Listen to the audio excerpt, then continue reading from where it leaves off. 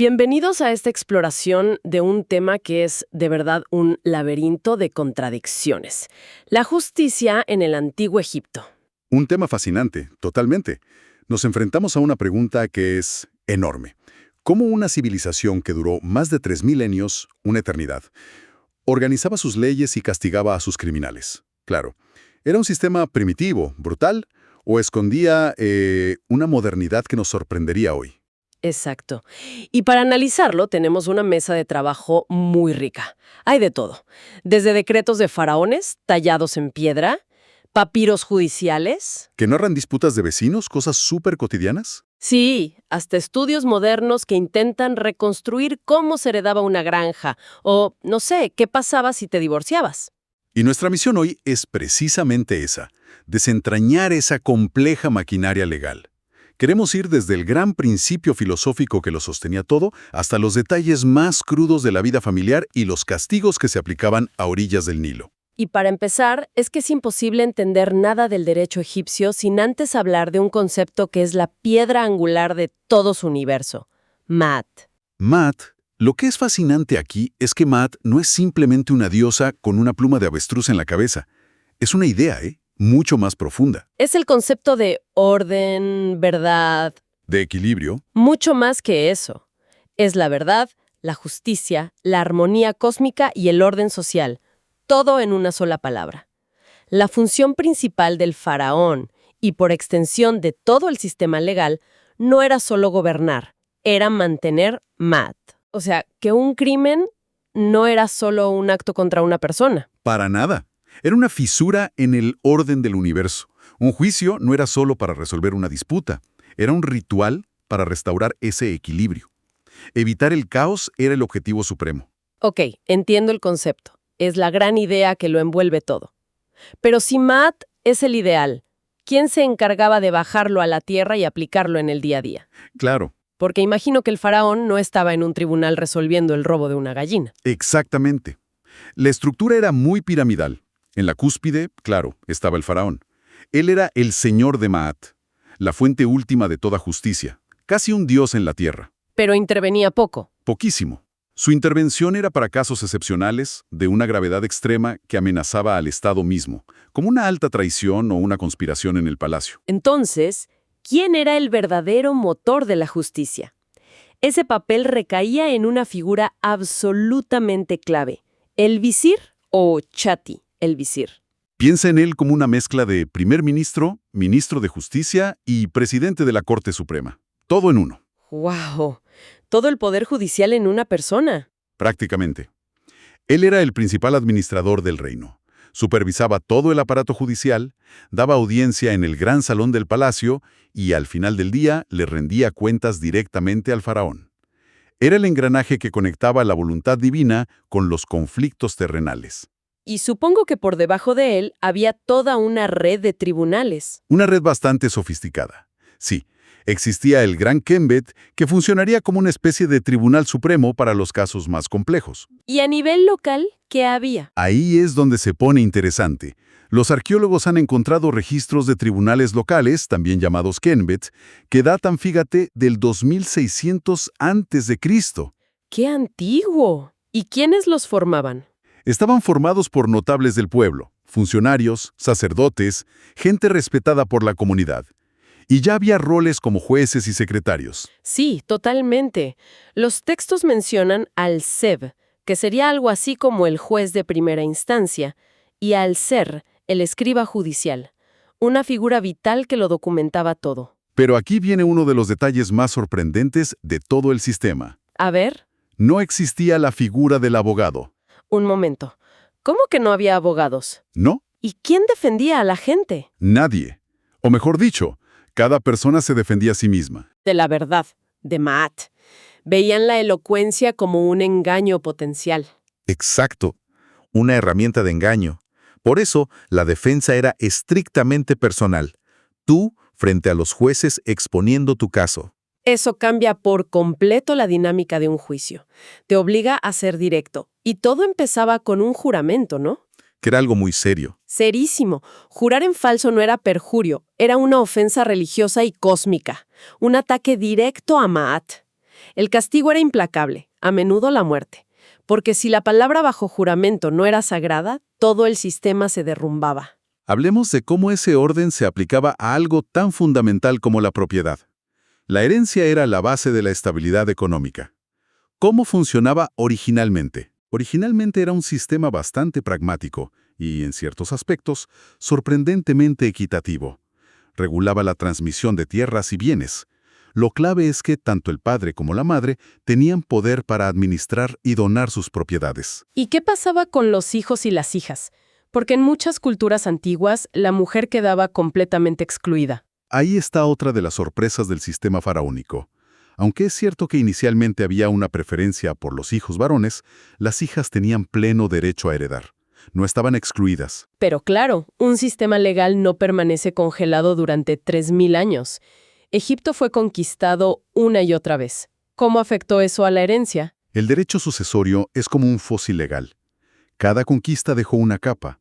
Con la llegada de los griegos y luego los romanos, por ejemplo, se introducen prácticas que nos resultan más familiares. Como los testamentos. Exacto, los testamentos escritos. Esto le dio a la gente una flexibilidad que antes no tenía para decidir a quién dejarle sus bienes. Pero el gran cambio, imagino, vino después. El cambio más profundo y duradero llega en el siglo VII, con la expansión del Islam. Aquí, el derecho de sucesiones se transforma por completo, para alinearse con la Sharia. Y las reglas se vuelven mucho más específicas. Muchísimo más. Se establece la herencia obligatoria para ciertos parientes. Se introduce la famosa regla de que, en igualdad de condiciones, el varón hereda el doble que la mujer. Y se limita la capacidad de testar libremente. Correcto. La libertad para dejar bienes en testamento se limita a 1/3 del patrimonio. Los otros 2/3 se reparten según las reglas coránicas. Eso debió ser un shock cultural y económico tremendo para las familias. Sin duda, fue una transformación social enorme que redefinió el poder dentro de la familia. Y la historia no termina ahí. Durante el período colonial, bajo el Imperio Otomano y los británicos, se adoptan códigos civiles europeos para el comercio. Pero la familia se mantuvo bajo la ley islámica. Exacto. Así que se creó un sistema dual, una especie de esquizofrenia legal. Y lo fascinante es que el derecho sucesorio actúa como un espejo de la historia de Egipto. Cada capa, faraónica, grecorromana, islámica, europea, dejó su huella. Dejando la herencia, que es derecho civil, entremos en la parte más cruda del sistema. Hablemos de crimen y castigo. Porque si la obsesión era mantener Maat, imagino que la respuesta al caos era... Contundente. Contundente es quedarse corto. El sistema penal egipcio era de una severidad extrema, diseñado no solo para castigar, sino para aterrorizar. Los delitos se clasificaban de forma bastante lógica, contra el Estado, contra las personas, la propiedad, Y contra la religión. como la profanación de tumbas, que debía ser el peor de los crímenes. Absolutamente. Porque no solo era un robo, era un ataque a la inmortalidad. Le negabas al difunto su vida en el más allá. Era un crimen metafísico. ¿Y los castigos? La gama era tan amplia como cruel. Para delitos menores, como un pequeño hurto, la pena podía ser devolver lo robado con una multa del doble o perder el empleo. Pero la cosa escalaba rápido, muy rápido. Los castigos corporales eran el siguiente escalón. 100 o 200 golpes de bastón era una sentencia estándar. También se aplicaban azotes, hasta hacer sangrar o marcas con hierro candente. Y para delitos más graves hablamos de mutilaciones. Sí, cortar la nariz, las orejas o las manos era una práctica común. Y la lógica era doble. Era un castigo dolorosísimo, pero también una marca social permanente. Una persona sin nariz era un criminal marcado de por vida, un paria. Exacto. También estaban los trabajos forzados en las minas o en las canteras, lo que era, en la práctica, una sentencia de muerte lenta, Y en la cima de todo, la pena capital. que se aplicaba de formas diseñadas para maximizar el terror. El empalamiento, muy común en la época de los Ramsés, es una muerte horrenda. También el ahogamiento en el Nilo, atando al reo en un saco con piedras. Pero había uno peor para su mentalidad, ¿no? Sí, ser quemado vivo. ¿Por qué ese en particular? Porque la destrucción total del cuerpo por el fuego impedía cualquier posibilidad de vida en el más allá. No era solo la muerte física, era la aniquilación completa y eterna del alma, el castigo definitivo. Tenemos ejemplos concretos de esto, ¿verdad? Pienso en el famoso decreto de Horemheb. Es el ejemplo perfecto. Horemheb, alrededor del 1300 a.C., lanzó una gran reforma judicial para atajar la corrupción que era rampante. ¿Qué le pasaba a un funcionario corrupto? Por ejemplo, si un recaudador de impuestos abusaba de su poder para robar a un campesino. Algo que lamentablemente sigue sonando muy actual. Totalmente. Pero la solución de Horemheb era mucho más directa. La pena eran 100 bastonazos y el corte de la nariz. El corte de la nariz. De nuevo, la marca pública de por vida. ¿Y qué pasaba si el corrupto era un juez? Y es donde el decreto muestra su verdadera severidad. Si se demostraba que un juez había conspirado con un recaudador, si había cometido prevaricación, la pena era la muerte, sin excepciones. Porque era la profanación misma de Ma'at. Era el guardián del orden convirtiéndose en agente del caos. Y no es el único caso famoso.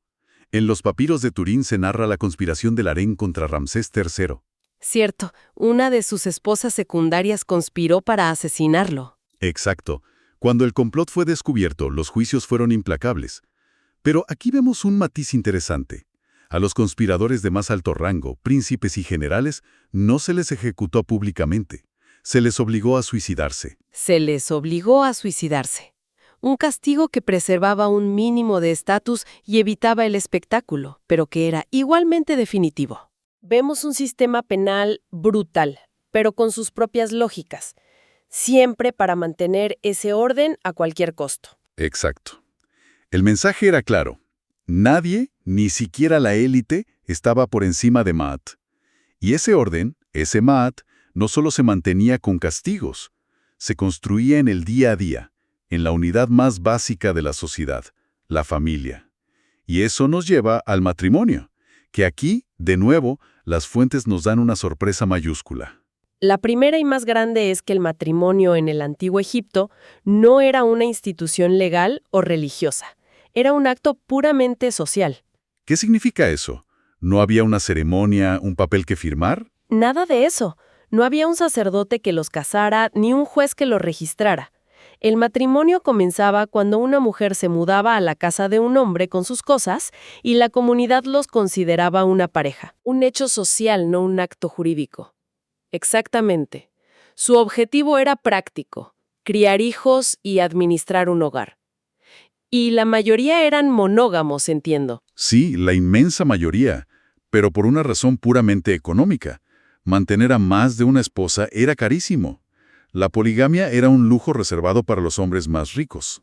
Como el faraón, con su harén. Claro, y el harén real era una institución complejísima. No era solo un lugar de esposas. Era un centro de poder. Un centro económico y político en sí mismo, con esposas principales, secundarias, sus hijos y un ejército de criadas, escribas, guardias, a veces miles de personas. También hay datos sobre las diferencias de edad, que desde nuestra perspectiva son chocantes. Muchísimo. Hay un caso documentado de un escriba de 54 años que se casó con una niña de solo 12. 12 años. Aunque quizás no era la norma general, demuestra una brecha cultural inmensa. Pero aquí viene la gran paradoja. En una sociedad así, la posición legal de la mujer casada era increíblemente avanzada para el mundo antiguo. Totalmente. Es una de las grandes contradicciones. Y la clave de todo está en los contratos. No eran contratos para casarse, sino acuerdos económicos para proteger los derechos de la esposa y los futuros hijos. ¿Y qué decían esos contratos? Eran increíblemente prácticos. Estipulaban, por ejemplo, qué bienes aportaba la mujer al matrimonio, la dote, y dejaban claro que esos bienes seguían siendo suyos. Incluso en caso de divorcio. Sobre todo en caso de divorcio. Se fijaba que el hombre debía devolverle la dote íntegra y además pagarle una especie de pensión de mantenimiento para asegurar su futuro. O sea que el divorcio era una opción real y la mujer no quedaba desamparada. Era una opción real para ambos, y estos contratos la protegían. Pero va más allá. La mujer egipcia, casada o soltera, gozaba de su propia personalidad jurídica. Esto es revolucionario. Podía tener propiedades a su nombre. Y venderlas, comprarlas, firmar contratos, e incluso llevar un caso a los tribunales por sí misma. Sin necesidad de un tutor masculino como en Grecia o Roma. Exacto. Tenemos un ejemplo fantástico en un trozo de cerámica, un ostracón. Narra el caso de una ciudadana llamada Eset, que demandó a unos trabajadores reclamando el taller de su marido difunto. ¿Y qué pasó? Ella misma llevó el caso al Kenbet local, y tras escuchar los argumentos, el tribunal le dio la razón. Ella ganó el juicio. Este nivel de independencia legal era impensable en casi cualquier otra cultura de la época. Y para terminar con la familia, un tema que siempre genera curiosidad: el incesto. Era común, era una realidad pero muy acotada. En la familia real era casi una obligación. El faraón a menudo se casaba con su hermana o incluso con su hija para mantener la pureza de la sangre divina, imitando a Osiris e Isis. Pero entre la gente común no. No, entre la gente común era algo absolutamente excepcional. A pesar de todo, existía un ideal moral sobre cómo tratar a la esposa. Pienso en la instrucción de Ptahhotep. Sí, un texto de sabiduría de un visir a su hijo que aconseja: ama a tu esposa de corazón, llena su estómago y viste sus espaldas, alegra su corazón mientras vivas. Es una visión que mezcla pragmatismo con un claro llamado al afecto. Entonces, ¿qué significa todo esto? La imagen que emerge está llena de contrastes. Por un lado, un sistema basado en un orden cósmico y en castigos de una brutalidad que hoy nos horroriza. Y por otro, una modernidad sorprendente en los derechos económicos de la mujer y en la lucha contra la corrupción de sus propios funcionarios. Las ideas claves son 3. Primero, la centralidad absoluta de Ma'at no como una ley, sino como el principio de orden cósmico que lo cuestiona todo. Segundo, una estructura judicial jerárquica y eficiente. Y tercero, esa dualidad fascinante: un derecho penal implacable conviviendo con un derecho civil que protegía a los individuos, sobre todo a las mujeres, de una forma muy adelantada a su tiempo. Claramente, no es un sistema que se puede etiquetar fácilmente como primitivo o avanzado. Es las dos cosas a la vez, y esa es su complejidad. Y eso nos deja con una reflexión final, una pregunta para que se queden pensando. A diferencia de Mesopotamia, donde tenemos el Código de Hammurabi, en Egipto nunca se ha encontrado un código de leyes unificado y completo. Solo tenemos fragmentos. Exacto, pedazos de un rompecabezas. Y esto nos lleva a una pregunta clave. ¿Es posible que los egipcios sí tuvieran códigos de leyes escritos y extensos, pero que simplemente no hayan sobrevivido a 3 milenios de historia? ¿Y que lo que vemos hoy sea solo la punta de un inmenso iceberg legal todavía oculto bajo las arenas del desierto?